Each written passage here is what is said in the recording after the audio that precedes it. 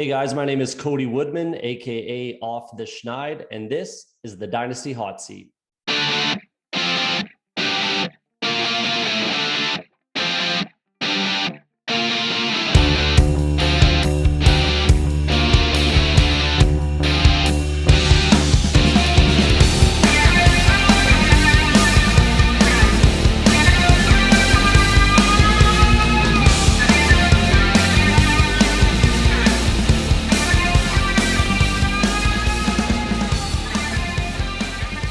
Yes, everybody, and welcome back once again to the Dynasty Hot Seat. It's the only Dynasty show out there that is certified Inferno. And today we've got, he's warm already. I can see it. He's heating up already. We got Cody over here, and you can find him over at Off The Schneid on Twitter. And he's got a brilliant YouTube channel over there as well. So make sure you go check him out. You can find him Off The Schneid on YouTube as well. And he's also doing a little bit of work elsewhere as well. So Cody, welcome to the show. Do you want to let us know anything else people can find you doing? Yeah, thanks for having me. I really appreciate the opportunity. It's always good to connect with new people, especially across the pond in the UK. I'm looking forward to telling people I'm big in the UK. That'll be fun. So, I do a little bit of work with rotoheat.com as well. Do some ranking. I've been on their YouTube channel a fair amount. So I do some work over there. Some rankings with best ball specifically is kind of my big focus right now. And it's actually at _the Schneid. I've put in the request to try to get that Off The Schneid tag on Twitter, but it takes some time, obviously. So We'll see if I get that eventually. Nice. Well, hopefully we'll get there, and you'll be able to seamlessly move through to just Off The Schneid everywhere on YouTube, on Twitter, and everywhere. So it's great. It's great having you on here, Cody. And we're going to share some hints and tips for Dynasty players listening all around the world. Hey, guess what? We got our first listeners in Colombia the other day. You know that? There's one guy in Colombia listening. So hello to you, whoever you are. It's very nice of you to tune in. So people listening all around the world. Yeah, that's pretty cool. Yeah, right? I had a guy on my YouTube channel as well leave a comment saying, thanks for the content and you're helping me learn English. He was somewhere in Central America, South America as well. Wow. I was like, that's amazing. If I can help you with something like that, that's incredible. So yeah, it's always cool to see those little snippets come in and out of your YouTube channel life. So yeah, it's very cool. And let's get rolling into segment number one then, Cody, shall we? It's the art of war, and it's your hints and tips for Dynasty players playing for their first season, for their fifth season, for any kind of amount of time. Definitely. So that's a good name for it. This is warfare. Anyone that if you're not playing to win, if you're not playing to get the better of your league mates, then there's no point in playing. So it's absolutely the art of war. And the number one tip I have for that specifically is identify your genres, is what I call it. So every league, let's call it a 12-team league. That's the typical league size. There's going to be a couple guys that fit into certain buckets. So there's going to be, maybe 2, 3, 4 teams that are trying to win now. There's going to be 2, 3, 4 teams that are picking up draft capital. And then there's going to be a couple teams that are picking up young, inexperienced, maybe unproven rookies, stuff like that. So everybody kind of fits into a bucket.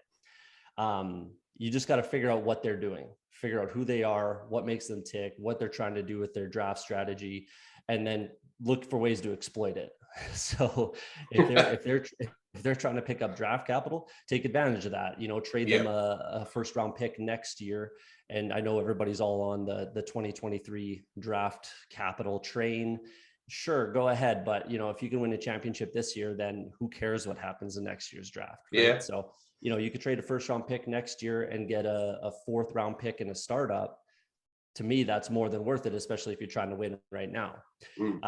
So stuff like that. And then the draft capital thing, if guys are looking to draft rookies or young, inexperienced players, then go ahead and pick off those, Mike Evans, DeAndre Hopkins, those guys at extreme value and just chip away that way. So just find ways to take advantage of your league mates, and then just keep that in mind for trading down the road as well. So you always want to find an edge and find a way to exploit your league mates and, figure out what their weakness is and take advantage of it. So that's what you can do. I've watched a few episodes where guys are saying, start conversations with your league mates and stuff like that to figure out who they are. You can do that in the chats with polls. Who do you like more? Maybe top of my head, a guy like Nuke Hopkins or Christian Kirk. Who do you take in whatever round, something like that, just to figure out what their thought process is going to be. Yeah. And, if they say, oh, DeAndre Hopkins, he's got 2, 3, 4 years left, whatever it is. And Christian Kirk's unproven. There you go. You just learned a little bit about that guy and what to expect from him. So yeah, figure out who fits in what bucket and exploit it. Yeah, absolutely. The advice is sort of give way to the name of segment 01, that from that book, The Art of War. It's, number one tip, you got to know your enemy. So yeah, absolutely love that. Get invested in who's doing what. And I like that expression, like getting people their different genres or the different buckets that they're in, because it's going to be very, very different, and sometimes people are in like multiple leagues and the same people might be in the same league, but it doesn't mean the same thing will work with them, because their team could be completely different. They could be in a different bucket, as you put it. So yeah, I really like that, thinking about an overall view of it. So great first tip. What else you got for us? And to add on to that just quickly, you don't want to be the second, third, fourth person that's trying to jump onto that train and be that guy who's trying to win now or trying to get the draft picks. Yeah. You want to be first. So, figure out what your draft pick is. Once you know the draft order, then you can kind of start to think about what you want to do. But you don't want to, be the second or third guy to try to jump on that train. You want to be, trend setting. You don't want to be following. So that's another just to piggyback off that. No, absolutely agree. Yeah. And then number 2, and this is something for new dynasty players and older dynasty players that have been doing it for years that I still find don't typically look at this kind of thing or think about it. And that's player contracts. It's something that you absolutely have to pay attention to and absolutely follow who's doing what. And then, use the draft to kind of piggyback off of that. So a guy last year that I was massive on, absolutely massive on, and I still am, but it didn't exactly work out like I planned, was Javonte Williams. I think he has all the talent in the world. I think he is a true workhorse, top 5 running back in the NFL. I knew that Melvin Gordon's contract was ending. I didn't expect the Denver Broncos to bring him back. So it didn't particularly work out the way that I had planned, but it doesn't change the process and the mindset that I was in and the thought process to hopefully make it happen. It does, usually work the way that you plan. It didn't this time. The Broncos obviously traded for Russell Wilson. Their win now. They want to have a better stable of running backs. It makes sense, but it doesn't change the thought process. So a guy that I'm really high on this year is Romandre Stevenson. Damian Harris's contract is ending at the end of this year here. It's always kind of the island of misfits running backs with the Patriots, but they always have fantasy production. Whether it's a James White or, Dion Lewis a few years ago, Brandon Bolden, Rex Burkhead, they always have a guy that's producing. LeGarrette Blount, stuff like that. The list goes on and on and on. So, it is a little frustrating at times, but, Damian Harris had 15 touchdowns last year. So there's always going to be that production within that offense, in my opinion. So with Damian Harris's contract ending, I'm looking at a guy like Romandre Stevenson, who's a 4th round pick, had a very good rookie year. If there is an injury to Damian Harris, which he has been banged up a little bit throughout his career, you could see Romandre Stevenson kind of taking over that role. And then maybe next year he takes over what Damian Harris was last year. So guys like that, that's what I look for. If it doesn't work out, it doesn't work out, but you're not spending that high draft capital to get that guy. A similar situation in Minnesota with Dalvin Cook. He is under contract for another, I think, 3 years, but realistically they can get out from under that contract after this season. And I'm not the only one thinking this. It's kind of the hot topic on Twitter right now that people are avoiding, trading away, whatever it is, fading Dalvin Cook, because we all know his injury history. He just runs the ball so hard. And it causes issues with his health. So Alexander Madison, his contract is ending this year as well, but it's fairly likely that they could re-sign him, or a guy like Ty Chandler, who I had in my top 10 for rookie running backs coming into this draft. And he goes there, he's fresh. He's going to be under contract for the next 4 years. So guys like Madison, Ty Chandler, fade, a 1st, 2nd round Dalvin Cook. and get those guys later in the draft that have a little more tread on the tires. So that's the kind of thing that I look for and try to make sure I pay attention to, is what are the contracts, but not only the contracts and when they're expiring, but take a look at, you can go on Spot Track, Over the Cap, sites like that, look up player contracts and see what it is for teams to get out from under them, whether that's in a cut, in a trade, because those dead cap monies are different. I was personally shocked that Matt Ryan got traded. The Atlanta Falcons are paying, this is a record number, they're paying him $45 million to not play for their team. That's insane. So I did not expect Matt Ryan to get traded at all. But a guy that I did call getting traded, not necessarily to the Browns, but I had a very, very, very good feeling that Amari Cooper would be traded, because there was, $2 million in dead cap money, something like that. So it just made tons of sense, and he had value, still does have value. So even Tyreek Hill, look at Tyreek Hill's contract. He signed a 4-year deal with the Dolphins. They can get out of that contract in 2 seasons. So it's not as cut and dry as you think. So keep an eye on those contracts, keep an eye on the dead money that will be accrued, whatever, through trading or just cutting the guys. Just pay attention to that, and then pay attention to what they're doing in the draft, and it all just kind of comes full circle. So that's tip number 2. Yeah, I really like that. And that's something, I have tried to keep an eye on as well. Even like, not always just for, adding these players to your team to start, but actually it's just buying them now while their value is low. And then the contract thing is going to they're going to move to a new team. It's like, what's going to happen here? So that can increase their value, and then you can just sell them. So it's like buying them when the value is here, letting the contract situation bring the value up here, and then you can move them on with price opportunity. And you're right, sometimes it works, sometimes it doesn't. I sort of thought it might. I don't know if it worked or not, or I'm undecided yet. I kind of did that a lot with Michael Gallup this last year, because I know he was coming to the end of his contract. Obviously, he's re-signed, and I can't decide if that's actually good or not. I'm gonna say yes. No, yeah, that was actually a guy that before they drafted CeeDee Lamb, I thought that Michael Gallup was, because I've never been a big Amari Cooper guy. I'll just say that. I've never been a big supporter of his. I've never been a big fan.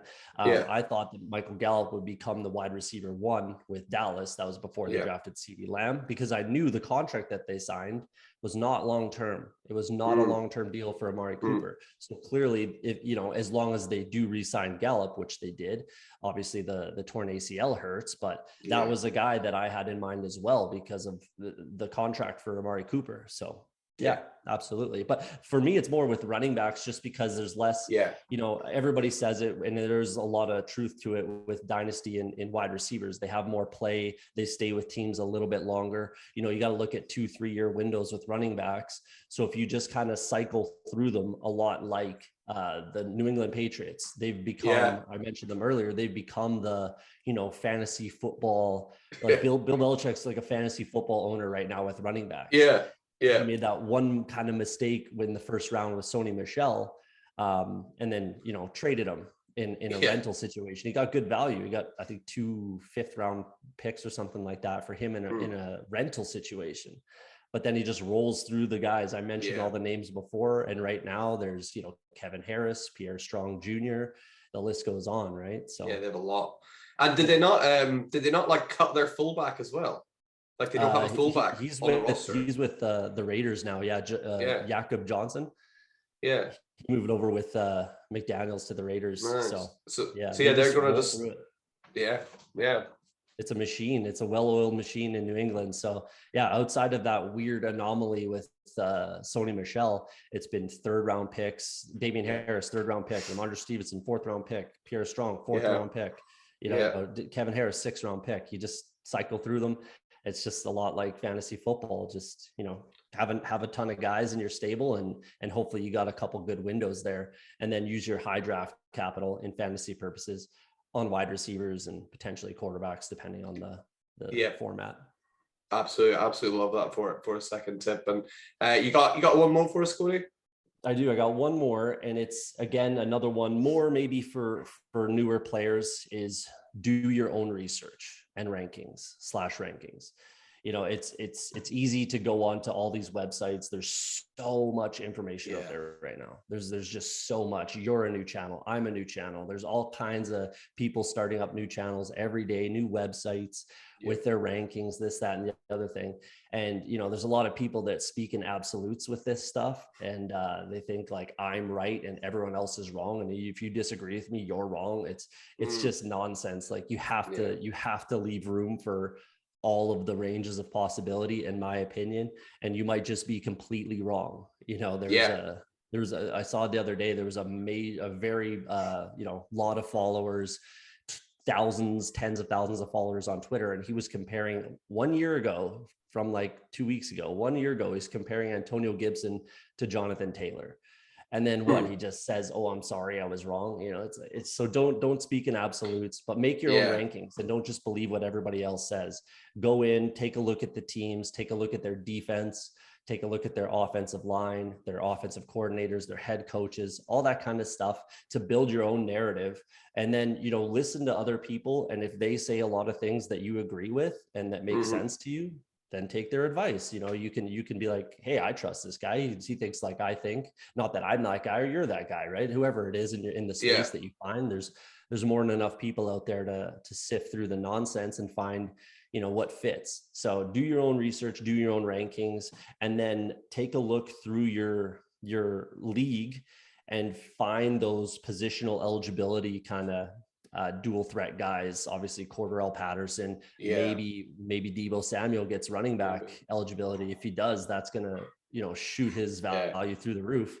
Taysom Hill at tight end, he's gonna get some you can't convince me that he's not gonna throw the ball at all next year. And he's not gonna run in touchdowns. He's had 13 rushing touchdowns over the past 2 seasons. And, that was mostly playing quarterback, but you can't convince me that that's just not going to happen this year. So, a guy like that, you can take advantage of that eligibility, that dual eligibility, or, in Taysom Hill case, just kind of, I don't know, super eligibility. I don't know what you want to call it. Yeah, play everywhere. Yeah. Same with IDP with, linebacker, defensive line, linebacker, DB, stuff like that. You can always find little things that will increase value for you. And even going back to the contracts thing, maybe you want to bump up Alexander Madison, Romandre Stevenson, 1 or 2 spots just because you feel like they could take over next year. And again, you're not paying that high draft capital where you're still gonna, if you lose, you lose. It's not the end of the world, but you're there and you got that RB1 if it does happen the way that you hope. Yeah, I really like that. You take it sort of into your own hands a little bit, and sort of trust yourself and use other people as confirmation maybe for what you're thinking. And try and, what I always like as well is I sort of try and seek out opinions that don't agree with you, like purposefully, so you can hear the opposite side of what you're thinking to kind of gain a better perspective of it. So if you're really high on someone like Antonio Gibson, like this guy was you're mentioning, go and find someone who's really not high on Antonio Gibson and listen to them and hear their reasoning why, and then think, oh, actually, maybe I didn't think of that. Or maybe go, nah, this guy doesn't know what he's talking about. But, either way, it's seek it out to try and, really strengthen your thoughts. Yeah, 100%. Always be willing to admit that you're completely wrong. Because, maybe you are. Nobody in this space. There's not a single person in this space that's right every single time. It's just never going to happen. And that's fine. That's fine. So both of those. Seek out guys that completely agree with you and completely disagree. Listen to both sides and develop your own kind of narrative there. So yeah, absolutely. Yeah, completely agree. And those are 3 absolutely fantastic tips for our listeners. And we're about to get into the hot seat part of the show. The hottest part is we get the mock draft tool opened up and we draft this startup dynasty team. Coming right up in part number 2. And yes, here we are in part number 2. And guys, if you thought the hot seat was hot before, I've just had some breaking news from Cody. I was asking him, what kind of pick would you like? Just like everybody else. And he was like, hey man, you do it. It's like, I don't care. Let's turn up the heat. It's your show. Let's do this. Put me on the actual hot seat. Let's go. I love it. So, what I'm going to do actually is I'm going to give you, I think maybe the only pick that has not been chosen yet, which is maybe a one pick that nobody really wants at the moment, which is really odd. I'm going to give you the 1-1 Oh, okay. Yeah. Okay. Just to really make it tricky. So it's no one's picked this, and with good reason. So I'm going to really crank up the heat in you. It's only because I have faith in you. I know that you can still smash it. So yeah, let's we're going to lock in 1-1, and we're going to start the draft, and then let's see who you're going to take. All right. So I'll pause the clock, so we're not going to run out of time. So you have anybody you want. You got Allen. You've got Mahomes. You could take Antonio Brown. You can do whatever you want. Yeah. So in a super flex, obviously, if you're in the top, for me, probably 6 picks, it's just set and forget quarterbacks. I'm personally, if it's super flex, I'm not taking one of those top wide receivers in those picks. I think there's a tier break after those kind of 6, maybe 5 quarterbacks. So I have to take a quarterback. Realistically, there's a couple guys that I really like. There's only the 3, in my opinion, that are even a thought for the 1-1. Geez. Josh Allen, Patrick Mahomes, and Justin Herbert are my 3. Yeah. Meanwhile, I'm a Bengals fan, so this is kind of blasphemy over here. But I'm going to have to go with Josh Allen just because of that rushing upside that he has over those other guys. He's had over 400 fantasy points the past 2 seasons. Even Lamar Jackson, when he had his huge season, he did not have over 400 fantasy points. So I got to go with Josh Allen. Yeah, I would definitely agree with you. Which is hard for me. I'm a Chiefs fan, so it is hard for me to bite the bullet and say, "Oh, your guy went number 2. Look at that, Joe Burrow." Just seen that. Someone's reaching a little bit. Yeah, but yeah, it is hard for me to admit that Josh Allen is now. He's fairly unanimous the 1-1, I think, and it's because that rushing. Yeah, that could be another tip: is don't play fantasy football with your heart. Just leave it at the door. Leave it at the door. You got to be willing to take the players of teams you hate if you want to win and win money and win championships and that sort of thing. Yeah, absolutely. And we're right back on the clock again, the back end of round number 2, and you can see we've got Jalen Hurts is up there, Deebo Samuel, who we talked about earlier, is up there, and Trey Lance and Matthew Stafford, some more quarterbacks there. So it's like your normal strategy to go quarterback here, or are you just kind of best player on the board at this point? Probably, I would, in this instance, being the 1-1, I would probably go quarterback, and I probably will, because there's so many picks in between. So if I don't get a quarterback right now, I might be looking at, the Sam Darnolds of the world sort of a thing. Ooh. So if I want to compete now, which I probably do with Josh Allen, and there are some wide receivers here that are definitely, high up on my board. But no one that's high enough to make me not take this guy that I'm very, very high on him personally. I don't think a lot of people are. I think everybody's starting to come around. They're starting to realize that Jimmy Garoppolo is not going to be on the 49ers. And if he is not going to be the starter. That's the biggest reason I would take Trey Lance over Jalen Hurts. Jalen Hurts was a 2nd round pick. They traded 3 first round picks for Trey Lance. He will be the quarterback of the future in San Francisco. And that's a, Shanahan offense. I'm going to have to go with Trey Lance over Jalen Hurts. Yeah, I like Trey Lance there. And, I imagine now you're using all of these rumors to kind of go like, okay, I'll buy Trey Lance off you. Like, if you don't believe in him, I'll buy him. Yeah, if someone's willing to let him go for pennies on the dollar, in my opinion, I would absolutely jump all over that. The only reason Jimmy Garoppolo hasn't been traded is a lot of the same reasons that Baker Mayfield hasn't been traded, but it's also the shoulder surgery. Look, if someone said something about it on Twitter, and I just kind of reminded them, maybe you're not old enough to remember Drew Brees when he had shoulder surgery. He was a forgotten guy. He didn't sign until, at the time it was very, very late. These days in the NFL, in 2022, it's a little bit different. But in those days, it seemed like nobody wanted Drew Brees. And then he goes on to have a Hall of Fame, Super Bowl winning, one of the best quarterbacks ever career with the Saints. So, Jimmy Garoppolo, that's the reason that he's not being traded and there's no suitors for him, is A, the contract, and B, the shoulder surgery. Yeah, and then once Jimmy Garoppolo gets traded, he'll have a similar career to Drew Brees, I'm sure, and he'll go on and win Super Bowls. Yeah, absolutely. So let's get Trey Lance locked in, and then we're we're still on the board here at pick 3-1 with our 2 quarterbacks locked in and secure, which you got to be feeling great about. Are you at all tempted to take Jalen Hurts here at all? Like, just go quarterback? Is that even in your mind? I mean, it's definitely something to think about, but then you're 100% trading, I think. Unless you're trading. Like, there's no need to have 3 quarterbacks throughout the season at this level. You need to shore up the rest of your team. I just don't think you're going to go quarterback. That wouldn't make sense in my opinion, unless you're 100% planning on trading them, and you better have a suitor and you better have a player in mind. If you're going to draft Jalen Hurts, you better have him pre-traded, literally, in my opinion. So that's not the case here. If you want to just hit on wide receivers there, and I'll take a look at what's that, because I do think that's kind of in a super flex. That's going to be your order of operations. Quarterbacks, you're going to focus on at least getting one in the first 2 rounds, and then you want to get yourself kind of a cornerstone wide receiver. And in this case, I'm going to just go ahead and stack the 49ers, even though it's very, very possible that Deebo Samuel is not on this team. He's obviously not happy. I think they get something done. I think they just have to get rid of Jimmy Garoppolo's contract. He's owed $22 million or something like that. If they keep him on the roster, $2 million in dead cap. So worst case scenario, in my opinion, they just have to cut Jimmy Garoppolo. Why? So they can pay Deebo Samuel.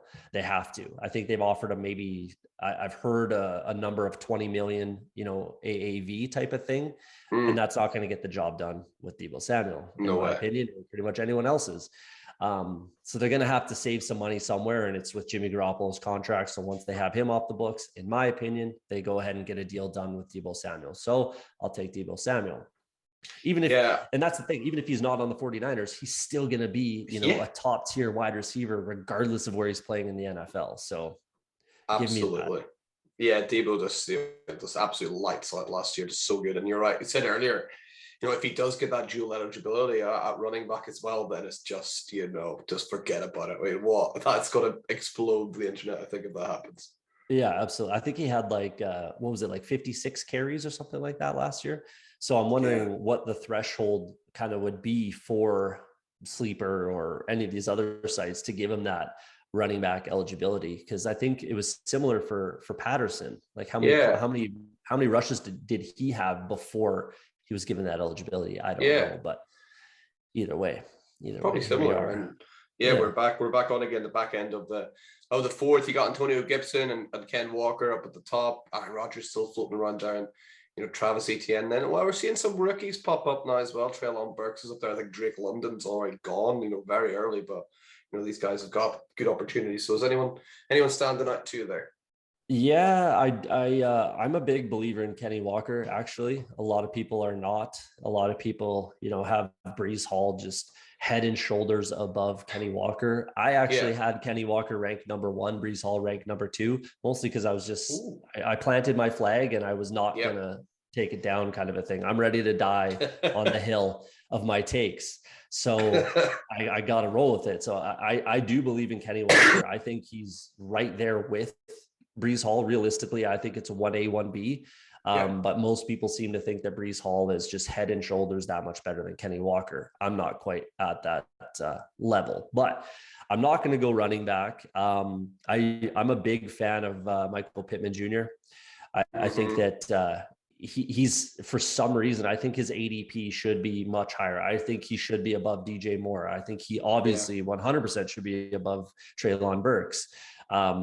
So I don't know why he's slipping so much in all formats and in all kind of drafts. He's slipping, and I really don't know why. So that's a guy that I'm jumping all over to get as much exposure as I can, because I think he's the wide receiver 1 in that offense, no question. And I think he's that talented, and I think we'll see him take that step towards like a 1,400 double-digit touchdown type of a season this year with Matt Ryan, and hopefully next year they get another quarterback. Keep it moving. I think Matt Ryan is going to do wonders for Michael Pittman. I think he's going to have, by far and away his best season yet. And, I'm a player I'm a big fan of as well. So So I'm hoping so for my own teams too. So we're locking in Michael Pittman, and we got one more pick before the snake starts moving again. So is there anyone else that was standing out there, or you want me to filter by positions? Yeah, maybe just scroll down a little bit and we'll see where the ADPs are locking guys in here. Okay, so I am actually gonna, all that talk about Kenny Walker, I'm gonna pull the trigger there, and I'm gonna go with Kenneth Walker, get myself a young running back that could be the RB1 in this offense. And for now, we still have Pete Carroll there, who's a big proponent for running the ball. I personally think the NFL has passed Pete Carroll by a little bit. You know, that's nothing negative for Pete Carroll. It's just what it is. He's an older guy, and it is what it is. So they need to move on, but give me the talent in Kenny Walker. Yeah, I think he's, you know, that's about as good a landing spot that he could have got, because, you know, Chris Carson might not even play a game.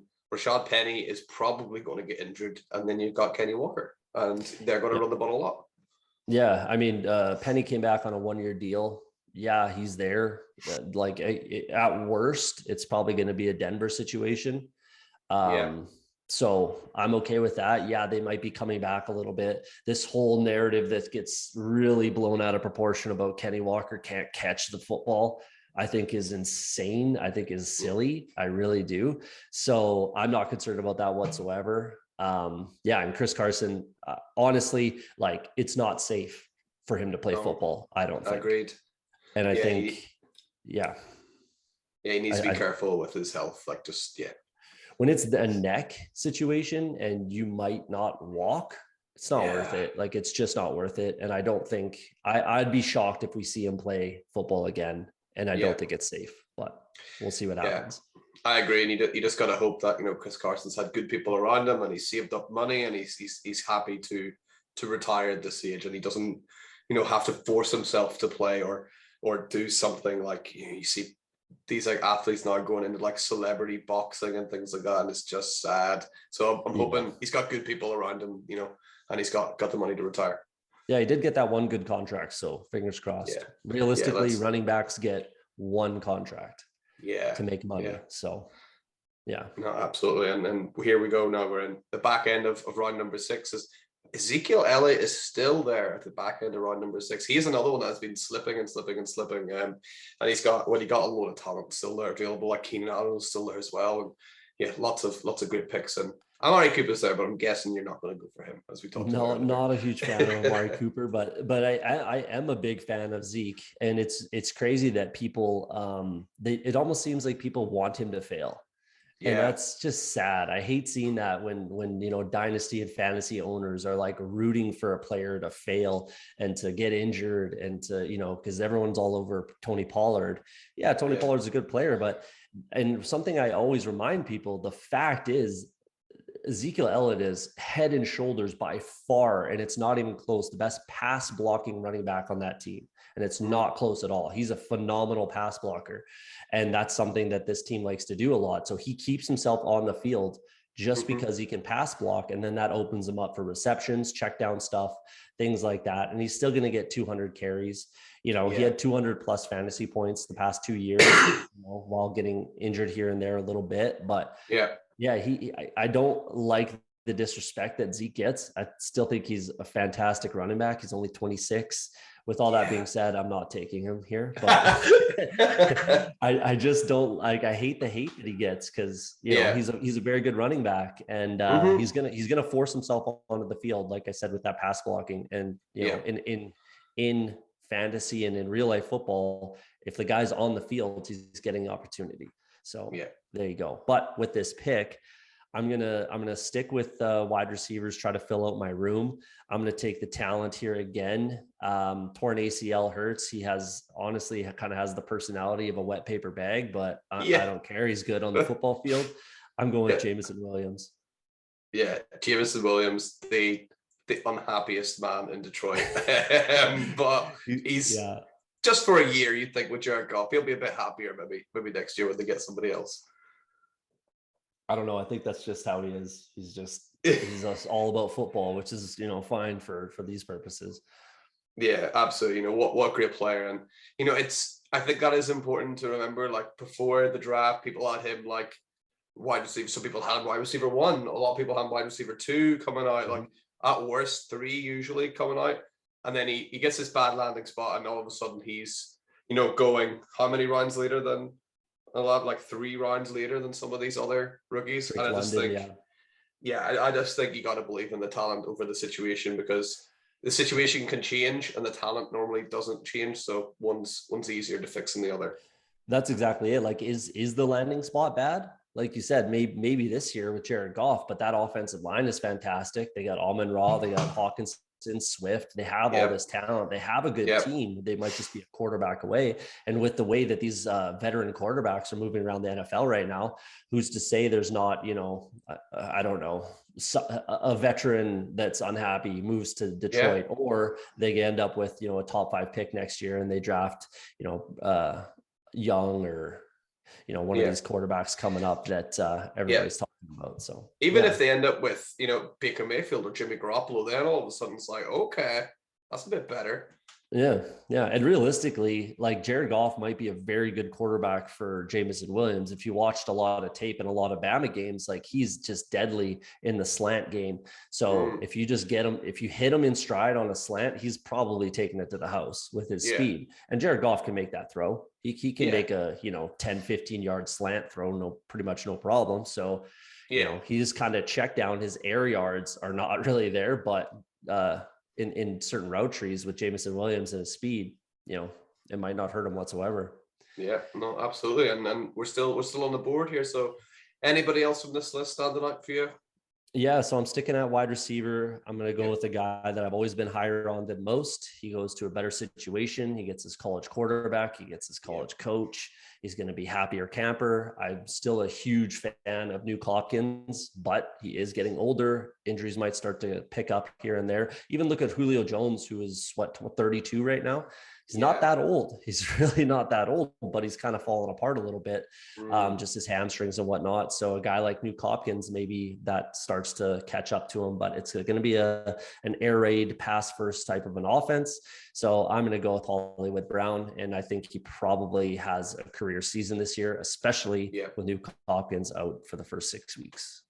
Yeah, exactly. And you have to really start asking yourself questions about Nuke Hopkins. Like, the fact, I don't want to, put 2 and 2 together and get 5 here, but the fact that he was using like performance enhancing drugs makes me think that maybe his body is not quite right, and he's feeling like he needs these extra things to keep pushing himself, because he can feel himself, degrading a little bit. So, that could be a really bad omen for him as well.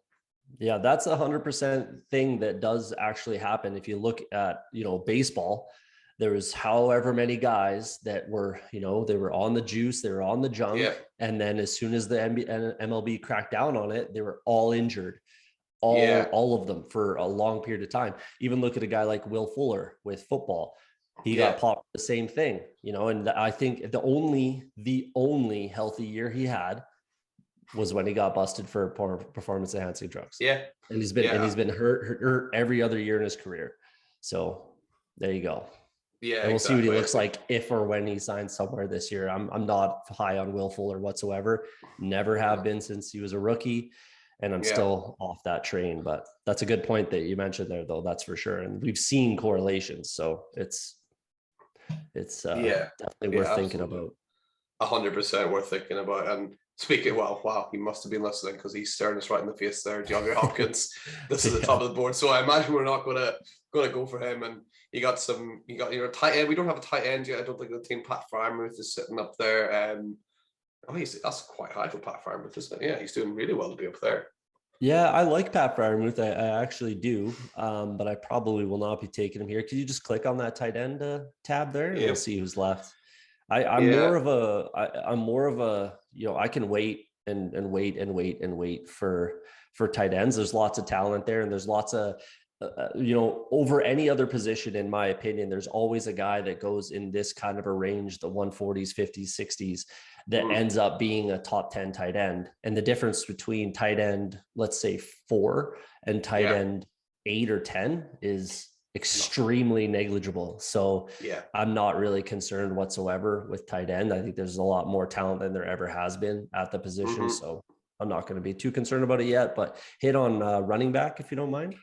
Yeah, let's have a little look. You got Clive Edwards-Helaire sitting up there. David Harris, you talked about earlier. Miles Sanders and Tony Pollard still there. There's still quite a bit of talent there in running back, but there's a cliff coming. Yeah, it's starting to get thin. It's certainly starting to get thin, but I think I'm gonna wait a little longer. Hit the quarterback tab if you don't mind. Yeah, let's have a little look. Tannehill, Davis Mills, Jameson Williams. Still some starters there that are available.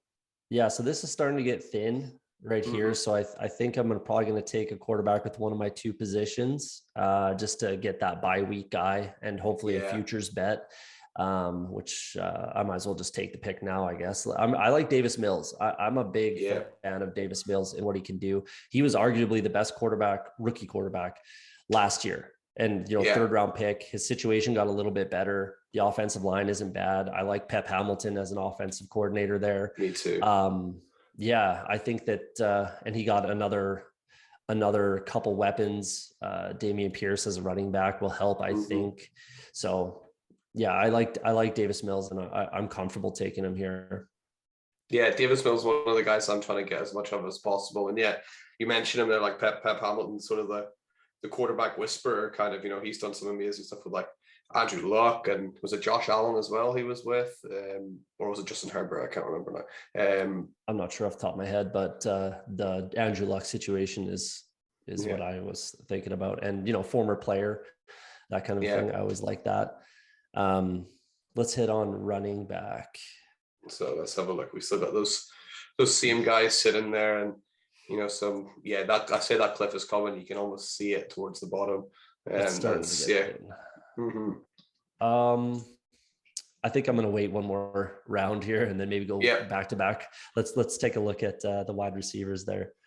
Nice. So you got Brandon Ayuk sitting up there, and then some riskier picks with Hopkins and Michael Thomas there, and it's a nice, interesting mix of veterans at the end of the career and kind of up and comers as well, like Davis and Pickens sitting there too. Is anyone looking good too there? Yeah, you got to kind of make a decision here if you want to go with some older vets that you might end up trading down the road, or go with some younger guys that are still proven. I think that people don't talk about that enough. There's some young guys on this that are proven, players in the NFL. Ayuk, Renfro, Davis, in my opinion. Cooks is still young enough, but I'm going to go with Gabe Davis. I'm not going to stack Ayuk with, Trey Lance and Debo. I think that's a little bit of overkill in a 12-team format. If it was, maybe a 32-team league or something like that, or 16, maybe you could maybe go with that route. But I'm gonna take again the talent and a good offense and go with Gabe Davis. I've always been a big fan of his. If on my channel last year, I was hyping him up hard. Kind of didn't work for me, but and maybe now it's got to be this year is kind of where I'm at. Oh, I would have taken Darnell Mooney too, but that's all right. Just left, just missed out on Darnell Mooney, but we'll get Gabe Davis locked into our team, and playing with Josh Allen, that's he just has that ceiling there of huge potential. So I like that pick, at the back end of round number, or the start of round number 9 as well. So it's all about ceiling, sort of from this point onwards almost. Yeah. And if you look at what two guys that are now off that team did in Emmanuel Sanders and Cole Beasley, a lot of that production has to go to Gabe Davis. Finally, I thought it was going to go there last year, and I might have just been a little early to the party type of thing. But I like Gabe Davis quite a bit. Man, it's hard not to take these wide receivers. Christian Kirk's still there. He's, you got to think he's going to see a lot of work. Yeah, I'm a big fan of Christian Kirk as well. I liked him with the Cardinals, but there's just so many mouths to feed there, and now he goes somewhere where there's less competition for targets. I like Christian Kirk quite a bit. What are the running backs looking like? Let's have a look. So Devin Singletary sitting up there with Chase Edmonds, Romandre Stevenson there, someone we talked about a little bit earlier, and Rashad Penny and Alexander Madison also spoke about a bit earlier. Yeah, I am going to go with, that was kind of a plan. I saw him at the bottom of the list when we were talking about it last time. I'm going to go with Romandre Stevenson, and I'm going to gamble. I'm going to take, put my money where my mouth is. and gamble on Romandre Stevenson being the starter after this season. And if we see an injury to Harris this year, he immediately steps into that number one running back role. So, and he catches the ball a little bit more and better than Damien Harris does. So he does have standalone value right now, but he also might be, a top, call it 8 running back, maybe higher if Damien Harris isn't on that team. So go ahead and give me Romandre Stevenson. Run first offense too. So yeah, absolutely. Yeah, that ceiling is just, just screaming like value right there, Romandre Stevenson. And remember, it is dynasty, so it's not just a this year decision. It is, you got to look long term and got to think long term. I think Romandre Stevenson's a solid long term investment there. And are you wanting me to stay on the running backs here, or is there any other position you'd like to see? Let's take a look at tight ends. I'm really, really sour that Cole Kmet just went. I am so high on Cole Kmet this year, personally. In my early big board best ball tournaments on Underdog that were in January, early February, in 50 tournaments, I had him like 74% Cole Kmet, just an obscene amount. Big believer in Cole Kmet this year. Yeah. Definitely. Well, he's got to score some touchdowns this year, right? He's not going to score 0 touchdowns again. So, yeah. Exactly. And there's no other real competition besides Darnell Mooney, who I like as well for targets. So, and he's just an absolute mismatch nightmare. He's super young, 6'6", 250. He's a very good young tight end. So I'm very high on him. Yeah. Yikes. This is good. I should have, Cole Kmet would have been good. Yeah. Go over to wide receivers. I think I'm just going to avoid tight end and just take some flyers late. I'm going to have to go with Christian Kirk here. I just think that he has the talent, he has the history, he has the production already under his belt, and he goes to a better situation with a not more offensive coach, but still an offensive minded coach, an improving young quarterback, very good offensive line, all that kind of stuff. Yeah, I like Christian Kirk here. And people are have people forgotten how good Trevor Lawrence is? Like 100%. Yeah. People are basically labeling him a bust right now already. This kid was first overall when he was a freshman in high school. Yeah. He was going to be the first overall selection, So he's got so much talent and just didn't have that team around him. And it's so hard for rookie quarterbacks to come in and like really, really dominate right off the bat. It's quite rare that it happens. I think maybe been spoiled a little bit recently with Justin Herbert and the likes coming in and Kyler Murray coming in and just dominating from the start. But it usually takes people time. And if Christian Kirk's going to be locked into this generational talent as his wide receiver one, then getting him in the 11th round, I think that's amazing. Yeah, that's something that people seem to forget is there's not even 32 quarterbacks. There's not even 32 startable quarterbacks in fantasy. There's not, there's maybe 24 that you can rely on. It's not an easy position, and it's not something that you can just flip flop in and out and just take a rookie and he's going to be, 30 touchdown guy. It's people seem to just forget that it's the NFL and it's not easy. Absolutely. So it is very difficult not to take these wide receivers. Very, very difficult. Who did I take at quarterback? I got 3, don't I? Davis Mills. That's right. Okay. So you got Josh Allen, Trey Lance, and Davis Mills as your 3 quarterbacks. And you can just this is why we're on here. Let's have a little look. You got, Ken Walker and Stevenson in there, and you got Debo and Pittman and Jameson Williams, Marquise Brown and Gabe Davis, and then Christian Kirk also sitting in the bench. So really strong wide receiver core going on so far. It's a dangerous looking team. I like it. Let's take a peek at the running backs because I'm definitely soft there. Yeah, let's have a wee look. We got, Melvin Gordon is there. Obviously, he'll just be reliable like Melvin Gordon, always is. And Zamir White, someone I've personally been trying to get quite a bit of, because again, back to what we talked about earlier, Josh Jacobs' contract is up. Zamir White is the next guy up. So it seems to make sense that you want him on your team. And Kenyon Drake and Brandon Bolden. Basically, he's the only running back on this team right this second next year. So you're not crazy with Zamir White, that's for sure. And his 40 time really helped him out for me because everybody was concerned about his knee issues. But I'm not going to go with Zamir White. I do like him. It's not that I don't like him. Let's take a look at wide receivers. I think I just have to stay on that train. There's too many guys that I like too much on here. Take a quick peek at the tight ends just so I know where I'm at for probably my next pick. It's getting thin. Yes. So there must have been a couple of tight ends went off there because there were people like Abram Smith Jr. was still there. He seems to have gone. I got a couple of people were there. They must have been there was like a bit of a run Albert O and Irv Smith and Noah Fant and Trey McBride all coming off. So you do have Hunter Henry and David Njoku still there, and then it gets a bit dicey. I'm gonna still fade the tight ends for a second here. I'm gonna go with wide receiver. I gotta take this guy. I've been hyping him up all way before.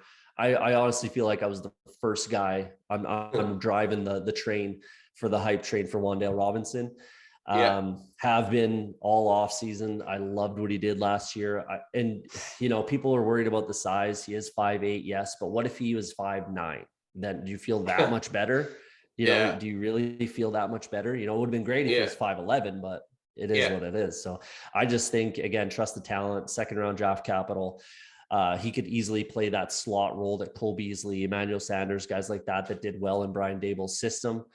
Kenny Golladay can't seem to stay healthy. I'm going to go with Wan'Dale Robinson here. Yeah, I like Wan'Dale Robinson. He's someone I've targeted an awful lot in my rookie drafts this year because he's kind of creeping up now, but you could get him in like the third round. I've seen him go in the fourth round of some rookie drafts. I got this towards the start. I don't think he will anymore, but he's someone I've got a ton of now. I'm in a 32 team league, and I had the 21 and 23. And the whole time I just was expecting to get him. I was expecting to get him there. Not a chance. He went a fair amount before I could pick. Wow. So he's creeping up. Hurt my feelings. Hit the quarterback. We are super flex, so I might just shore that up right now. I'm gonna gamble again and take Daniel Jones here. It's a fair gamble, but it's Brian Daboll. You want to put those correlations with Josh Allen there. I did just take Wan'Dale Robinson, and there's a tight end that I'm going to be taking probably with like my last pick, or if there's a taxi squad, which we'll get to. But I'm gonna go with Daniel Jones here, shore up my my quarterback room, and call it a day.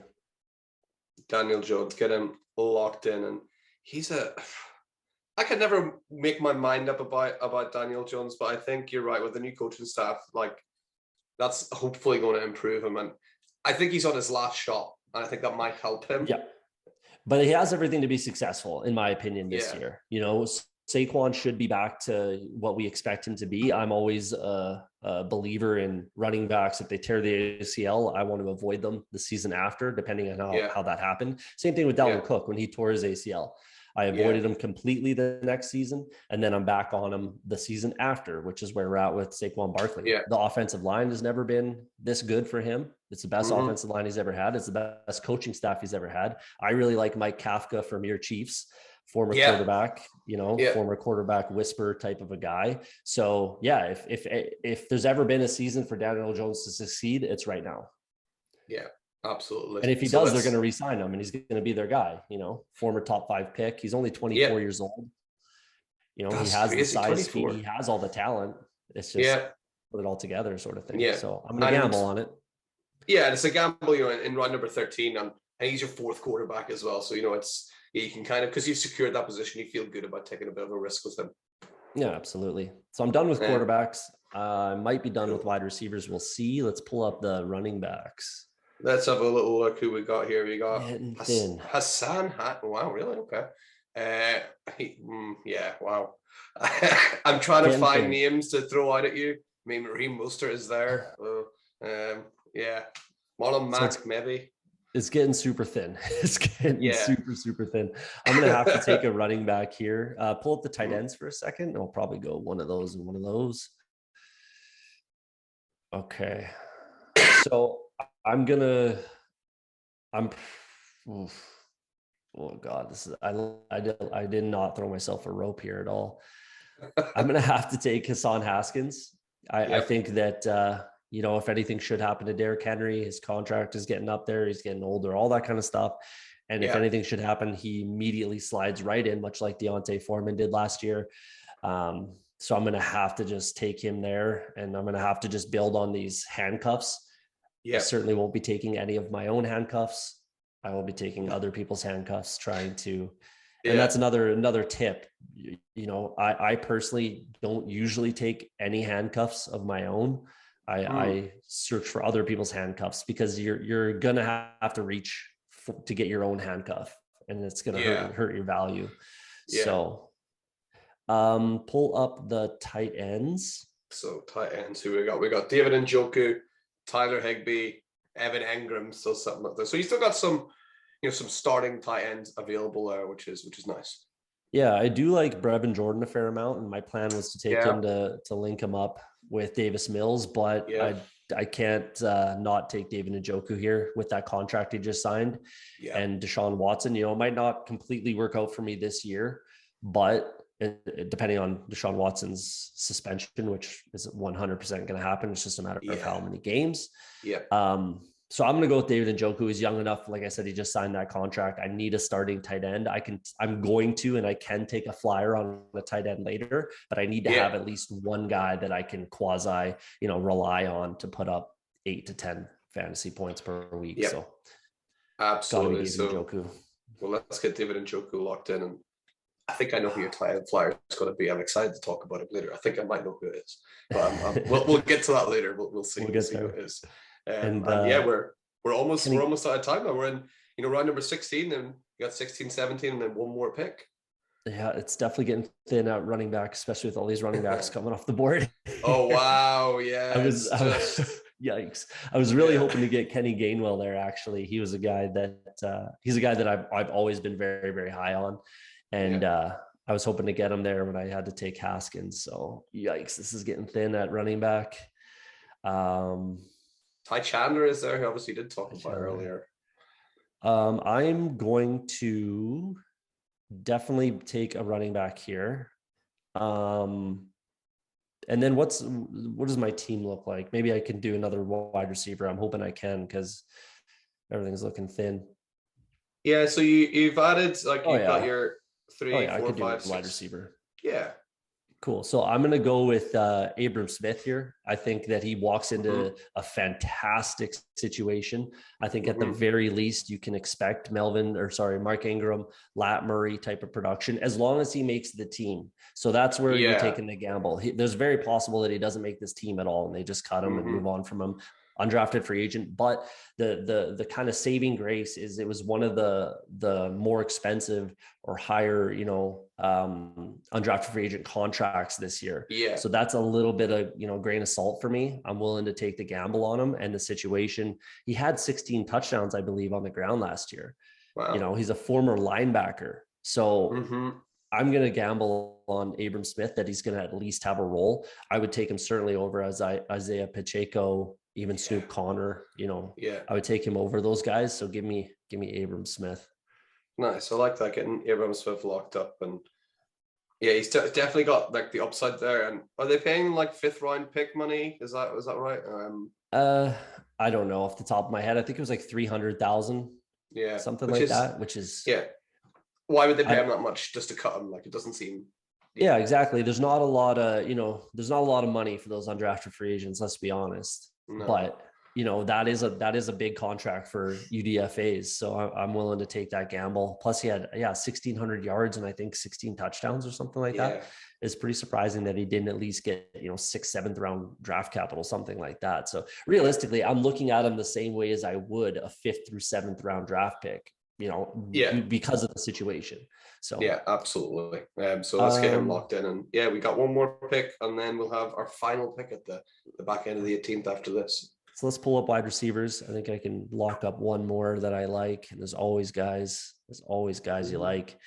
Charles Sanders still there. I don't think his ADP's caught up to the news maybe, but he's still lurking there. Maybe, I'm not.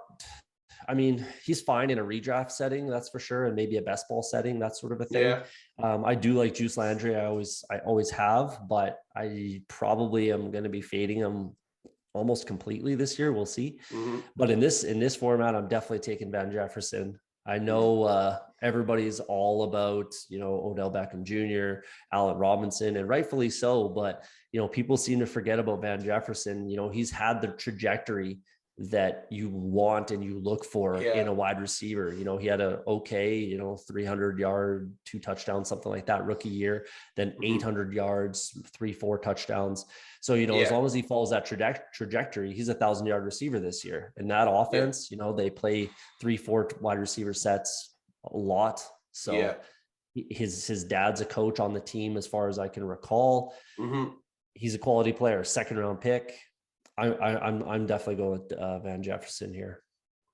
Yeah, I like Van Jefferson. Even just like as a player, like I just like the way he plays, and like when he gets the ball, you're like, he's a player. Like, and there's a lot of competition in that team, but it's also quite an old like set of competition. So he's got that youth on his side, and there's no reason why he can't carve out that spot in the next few years.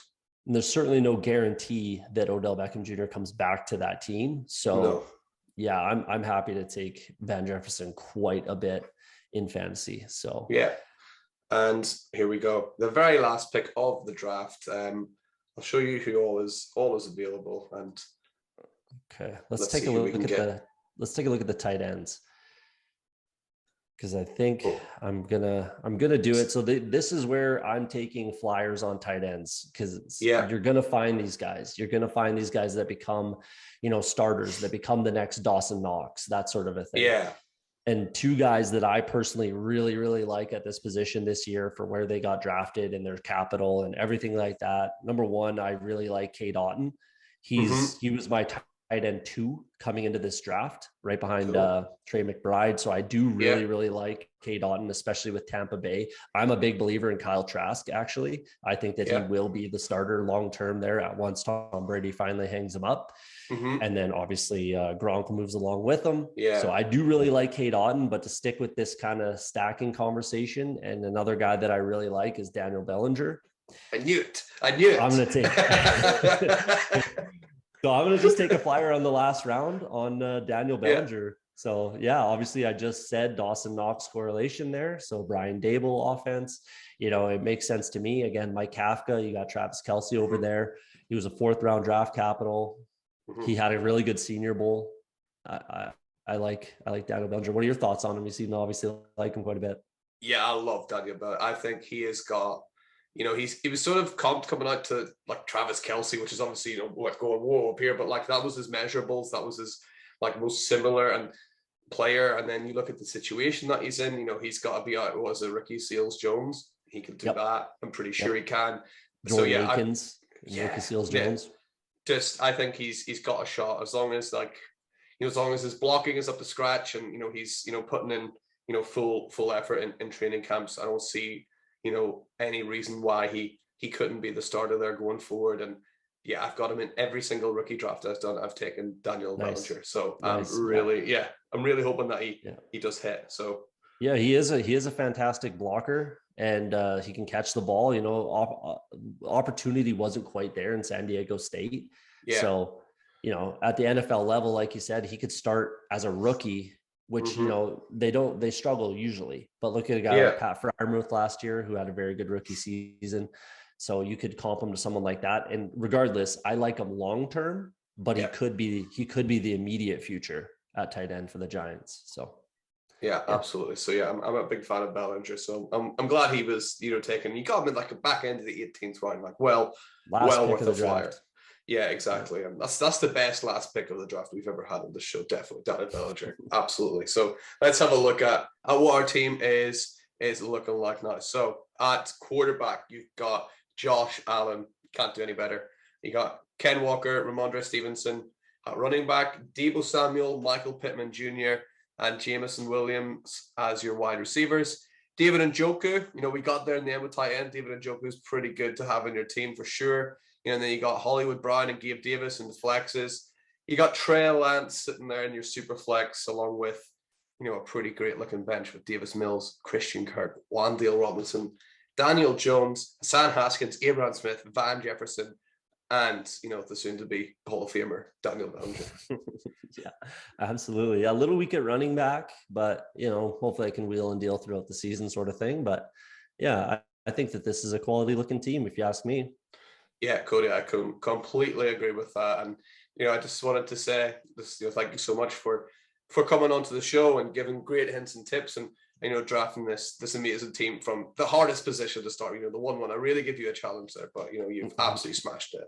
Yeah, absolutely. I appreciate you having me on. It was fun. It was definitely a fun kind of conversation and format that you do here. So it's been fun watching your channel grow a little bit. I like watching the episodes. Hopefully I can make that list on the back there. That's the goal. So yeah, that's absolutely what I was going to get to just now, is the Hall of Fame. So you want to try and beat out, you got Kev, you got Jeff Stein, by the way, congratulations. You've made the list, guy. So you're on there. You're on number 2, you know, only 2 behind Murphy, who's still, you know, the reigning, defending number 1 on the list. And shout out to Jeff Stein as well.